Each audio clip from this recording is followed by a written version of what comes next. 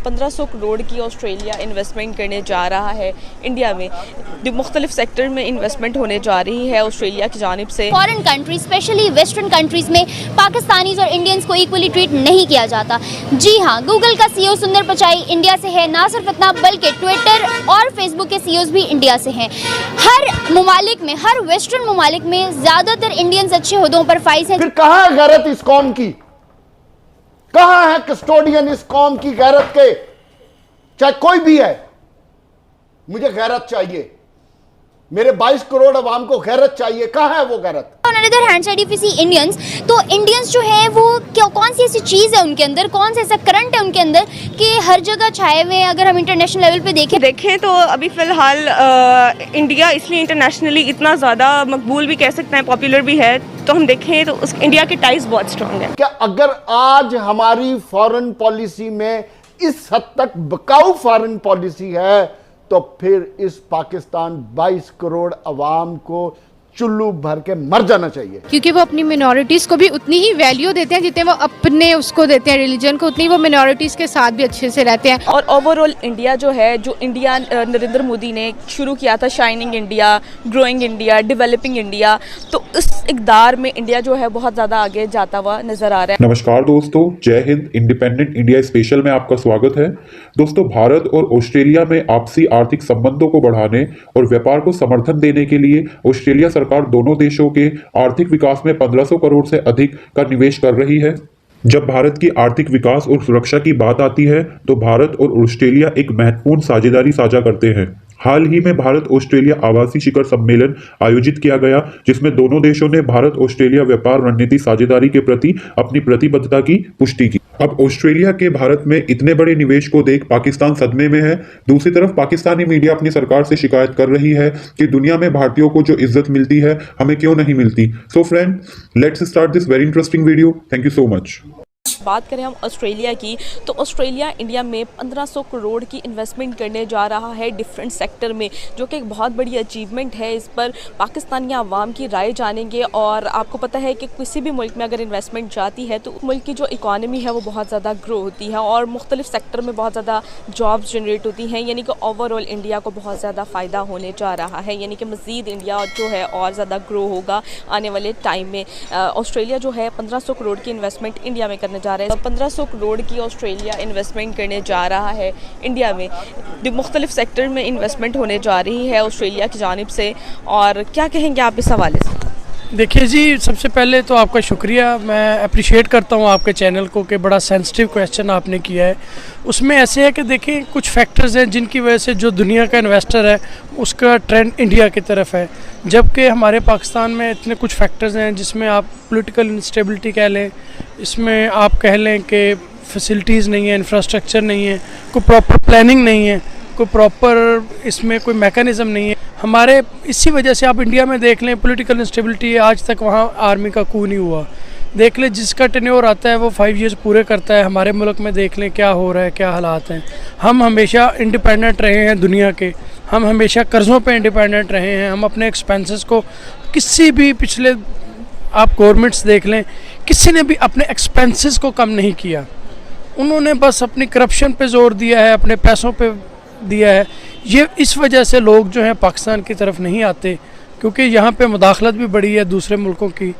पहले टेररिज्म बहुत था, पिछले 5-10 साल पहले पावर्टी थी। इस वजह से लोग जो हैं वो जो फॉरेन इन्वेस्टर है, ऑस्ट्रेलिया वाले, इस तरह के लोग, मतलब जो इंटरनेशनल डोनर्स हैं, फंडिंग एजेंसीज हैं, वो पाकिस्तान में नहीं आती। और ओवरऑल इंडिया जो है, जो इंडिया नरेंद्र मोदी ने शुरू किया था, shining India, growing India, developing India, तो इस इक़दार में इंडिया जो है बहुत ज़्यादा आगे जाता हुआ नज़र आ रहा है और ग्रो करता हुआ नज़र आ रहा है। क्या वजह है कि सर बहुत बड़ी बड़ी कंट्रीज़ जो सुपर पावर की हैसियत रखती हैं वो इंडिया से बिज़नेस करना पसंद करती हैं, इंडिया में इन्वेस्टमेंट करना पसंद करती हैं? इसके पीछे क्या फैक्टर्स हैं?